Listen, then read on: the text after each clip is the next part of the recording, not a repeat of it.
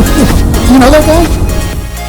All right, morning, fellow motorcycle enthusiast. Jedz here, and today we picked up a 1996 R1100R, but we are not in Vermont. We are in Maryland, Frederick, and we are going to be doing a relay.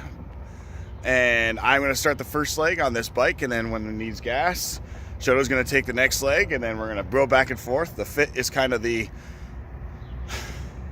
recovery vehicle, or pace vehicle as we could call it. So shout out to Hal for this awesome machine. He gave me a pretty decent deal, I'd say. It's in really good shape. Some fading, some patina, but you know what? That's fine. It's a 96 R1100R, 5-speed, dry clutch, parallel, boxer twin. Apologize. Look at that engine, so cool. So we're gonna gear up. We're gonna head north and try to get back to Vermont today. It's about 6:45. All right, see you at the next stop. All right, so we got a problem. The bike turns off, not just at full right, but now at center too. And so there's a little connector that's hooked to the ignition switch, and there's a little zip tie here that's pulling on it. So I can't even ride the bike at the moment because it is completely shutting itself off. So luckily, I unfortunately and stupidly didn't bring any tools, thinking, this will be a perfect journey, no problems. But with anything that I've ever owned, if it doesn't run 100%, it will never run 100% for me. So I'm trying to cut this wiring harness, or this clip, but I can't get to it without cutting other wires. Maybe if I pinch that zip.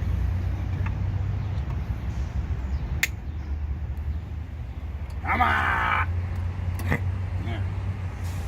So the harness was pulling on this switch, and I'm trying to not let anything pull on that switch, but it looks to me like we've got a big problem, Brian. The switch is falling apart. It was in the connector itself, not in the wires. Yeah, it's actually a part of the switch. Is it the coil? It's the key switch. So this part's, see how it comes down? And it loses contacts. So we'll that part, right? Yeah. So that's the problem. So we can turn it on, and Yeah. that's not good. So we're gonna have to get some glue, maybe. If we put glue on there, it would hold it. Maybe. Or rent a U-Haul trailer. or rent a U-Haul trailer. So we'll try to fix it first and see how it goes. See you in a bit. All right, so this is why we have recovery vehicles. Well, we didn't even get as far as leaving the parking spot. As soon as I put it off the center stand, it died, and that switch is so loose now on the main key switch that, well, frankly, it's fucked. So we have to go to old Walmart because everything's closed, because we're trying to get on the road at a decent click so we can get home at a decent click. But so we got to go to Walmart and find some. I'm going to use some glue or something, zip ties maybe. Buy some Chinese tools, and hopefully we can get this old bird back on the road. But I just, it's sketchy. Like any kind of turn to the right, dead. So, and I know there was a recall on this bike, and I actually called BMW about it, and they said the recall was done. But I figured out what the problem was. The harness was pulling on that switch, and that's what the problem is. And the whole connector, but it's not even a connector, it's the base of the switch is now coming off the rest of the switch. So hopefully, we can push it back up and glue it in, it'll be fine. So Brian's, doing race car driving to Wally World, and we'll get this old bird back up and running. So Only got 500 miles to go. Only 500 miles left to go, and it's been a half hour already in the parking lot. Rock on! All right, we'll see you next year when we're in Vermont. All right, we're walking into the Walmart because apparently German bikes require things from China. So we're gonna go get some parts and hopefully get this bike back on the road. Best. So we're now at 7:45. We're over an hour past departure, and we are coming back from our run to Walmart where we've got an assortment of goodies for the R1100R. I'm having a great time with my first BMW I've ever owned. It's quite a great experience. I really know what it's all about. It's like owning a Harley Davidson, really. And I'm going to try to fix this thing, and hopefully we're on the road sooner than later. Best. All right. So we're back to fix the R1100, and this is the how to get out of a parking lot with your BMW JedzMoto starter pack. So I've got some hyper tough tools because they're hyper tough and hyper cheap, and then I've got some brake clean because the switch is falling apart, so I'm going to clean off all the old grease and grime, and I'm going to super weld it with this super weld super glue and try to keep the pieces together. And then because it's a BMW, I'm going to put unneeded redundancy and put this steel stick around the whole switch, and hopefully that holds it together.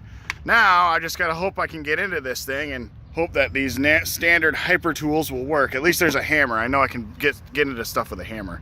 So let's get into it. All right, so since we're working on things, the BMW had an intermittent braking brake light issue. That's what the PO told me. So I decided to replace the switch anyways, and as you can tell, it's a little corroded here, and one of the screws broke. So the new switch is in. I'm gonna sure it up with some Super Weld Extreme, and I'll keep it on there because, you know, gotta put redundancy in everything because it's German, right? So screw and the glue. Anyways, by the way, Hal, the wires were broken. One of the wires was not connected, so it was probably why the brake switch wasn't working. So, but now it works, and when the key is on and the bike's turned left, it works. We're gonna work on it so we can turn right and the bike stays on. Here we go.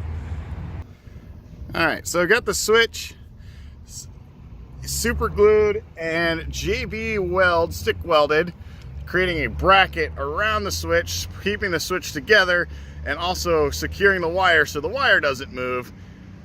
This socket's gonna move once that JB stick weld cures. That should hold the connection together. I'm gonna have to get a new switch, obviously, or I'll just tear into it and resolder everything. And you can definitely tell that this loom here is tugging on this wire, so I'm gonna snip this just to make this nice and free so there's no tension at all, and re-zip tie these guys. Yeah, we got the JB weld in there and super glue, and it's getting all nice and hard, and that's what she said. We'll create this new bracket that holds everything together and kind of keeps the wire from being pulled or tugged on. And right now, full lock right. We've got ignition. I don't know, Brian, would you ride this thing to Vermont? Questionable. That's a no. So we're gonna just let it sit and harden a little more, and I'm gonna do a little test ride around the parking lot, do full lock right, left while I'm riding it. And if it doesn't turn off, I will feel confident about riding it. But if it starts turning off and on, U-Haul, baby! We'll tune back in and do a test. I played with the main harness too, and I got all these wires kind of interdependent off this main ignition wire. This is your switch wire. A zip tie here, and it was really just pulling on this wire, and I think this is what caused the fault. And this all goes to this recall that was on this bike this year. I don't think it was performed correctly. That's why we're having problems. But right now, as you can see, the switch, I have it set up to repaired. It's hard. It's got use JB stick weld to kind of create this cradle to hold the wire, and it's all super glued too. So it's in there, it's not moving anywhere. and now it's dead. It died? Yep, it died. Well, looks like we're calling U-Haul. She's totally toast. Oh, now it's working. Now it's not. It's in the key, man. It's the key. You have to wiggle the key now. Yeah, but the key was on and you were steering it and it died. No, it wasn't on. See? It's the key switch. So apparently we have an issue with the key itself. You have to wiggle the key.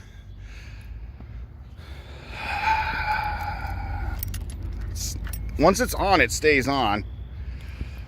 Well,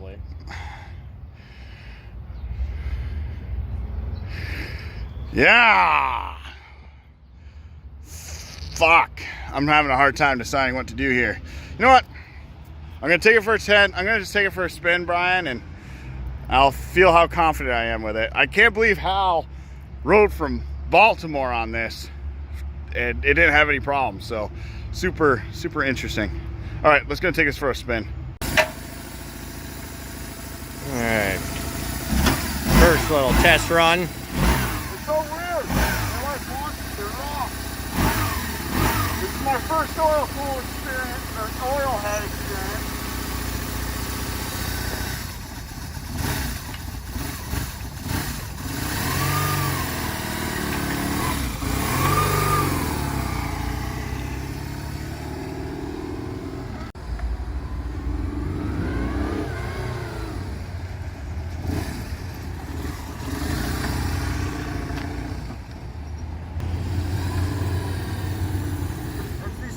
It just pulls it right over.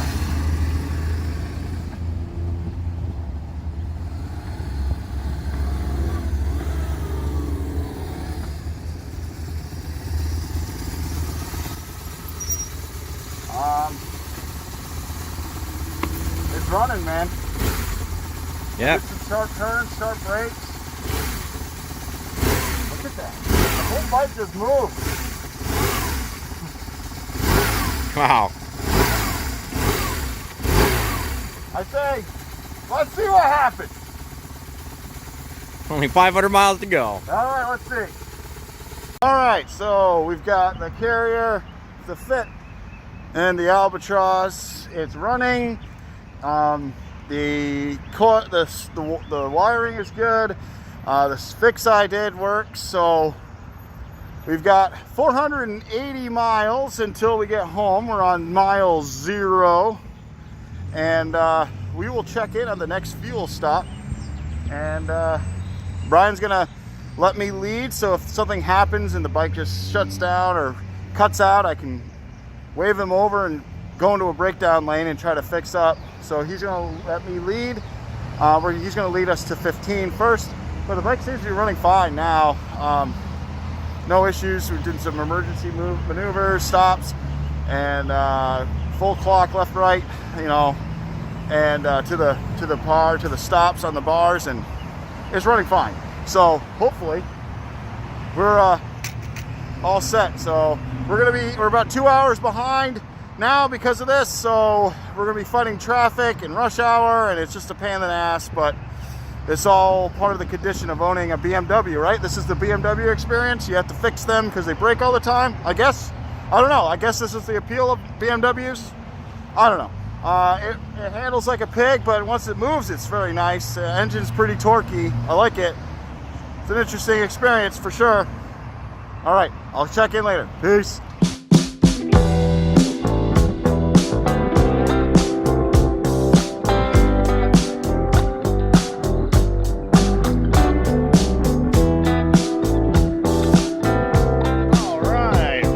Checking in, just did 200 miles on the R1100R. He got really good gas, like 50 miles a gallon, 200 miles on that tank, and the light came on and I still had over a gallon left in the tank, so probably could have gone another 50 miles safely, maybe 35 miles safely. So definitely gets 200 miles a tank pretty well. Electrics seem to be working fine. Unfortunately, we've got some rear drive shaft final drive woes. we've got a little bit of a rock going on. You can tell. Yeah, that ain't good. So I called a good friend of mine who's a BMW aficionado, and you know, it's nothing I'm really going to be able to do. The file drives are somewhat rebuildable on these. We're still contemplating if we want to keep pushing the bike to Vermont. We got 280 miles left. About 300 even. About 300 miles even. So 6 hours of riding the machine. The knock wasn't there when I left Maryland, and it's there now. So it's not a knock. I didn't even notice. The bike's running smooth and well, but that final drive is really kind of sketching me out a little bit. And other than that, the quirkiness of the bike is just another thing to get used to. Brian and I are I'm gonna think about this, drink a little bit of water, and you know, kind of come up with a decision. Since we're in Wilkes-Barre, where it's kind of a busier area, bigger area, so we could get a trailer if we need to, but we'll figure it out. So yeah, I'll tune back in, and hopefully I'm not making a video on the side of the road with a final drive blown. Yes. A little longer than a few minutes later. Okay, so this could be a good thing or a dumb thing, but I'm deciding to push the bike for another 130 miles. That puts us in Oneonta, New York. It's kind of a bigger town. There's U-Hauls there and stuff, and a little more options. Gets us into New York. And we're gonna check the rear wheel. If it's any worse, we're gonna make a decision to either call the MOA and say, can you stretch us a little bit farther than 100 miles? Because we're at that point gonna be, what, 160 miles from home. But if the wheel's not any worse and it's the same, then we're gonna keep pushing the bike, and we'll check it again before we get into the shit storm of Albany. Maybe we'll go some back ways. We're gonna keep the speeds to a minimum. We're not gonna be doing 80 anymore. We're just gonna kind of just do 65 the whole way, and hopefully we have no issues. If this is just a file footage to my wife, I love you and I apologize. I thought this was a good idea, but if I'm home and it's on YouTube and you're watching this and it's from my YouTube channel, run it, Cinder! So we're gonna go try to rack some more miles. Wish us luck.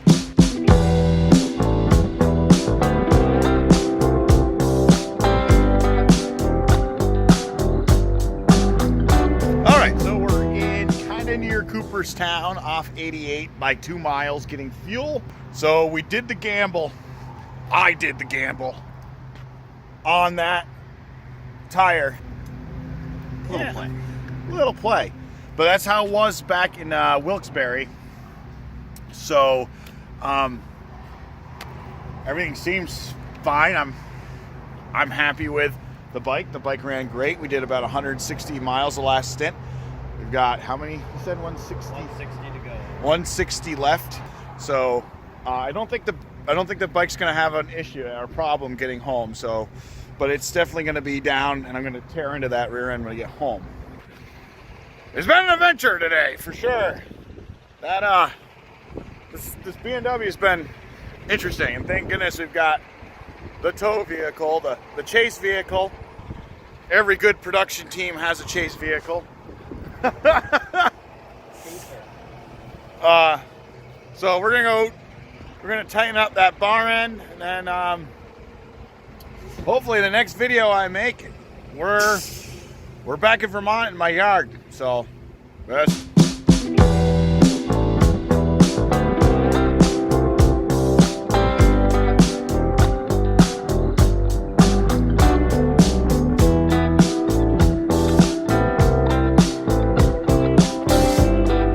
So we just finished up our trip. It was 500 miles. What was it? 498, Brian? 498. 498 miles. Did all of them. Just He didn't want to get off the bike. no, I did not want to get off the bike. So the old R1100R is here in Vermont. I have to say, for a 25-year-old motorcycle, it handles superbly well. The engine is awesome, other than the rear tire rock thing, which we'll figure out, and the electronics this morning. It's been a gem. It's been a really good bike. Handles well, cruises well. It's actually pretty peppy, man. Like, it wants to do 100 easy. So we're gonna roll it into the shop. We're gonna call this one done. I want to send a thank you to Brian Shoto22. Check him out at YouTube. He has a couple drum videos and stuff. Cheers. And he'll be doing some videos with me on the bikes. And a shout out to Steve Case from Social Case Customs. We got you in our prayers, our thoughts. He's not doing so well. He was in a motorcycle accident earlier this week, so make sure if you can, reach out to Steve and let him know you're thinking of him. And yeah, Hal, thank you so much for giving me the opportunity to take the old Albatross off your hands. And it's been an adventure, and I've only owned it for a day, so thank you there. And it was great seeing Alex from Maryland Moto as well, and it was good seeing you. So that's it. I'm going to wrap this one up. If you like what you see, make sure you like and subscribe. All right, until next time, guys, keep it shiny side up out there. Best.